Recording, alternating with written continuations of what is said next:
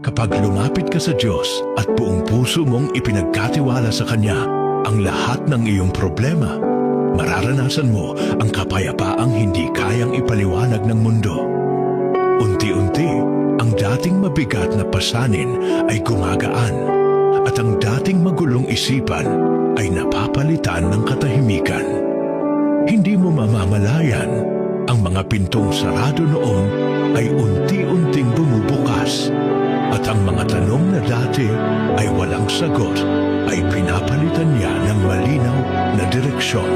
Sapagkat sa presensya ng Diyos, walang problema na mas malaki kaysa sa Kanyang kapangyarihan at walang pagsubok na hindi niya kayang gawing daan patungo sa tagumpay.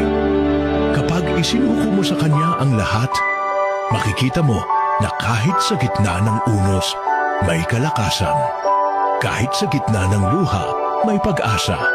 At kahit sa gitna ng kawalan, may bagong simula.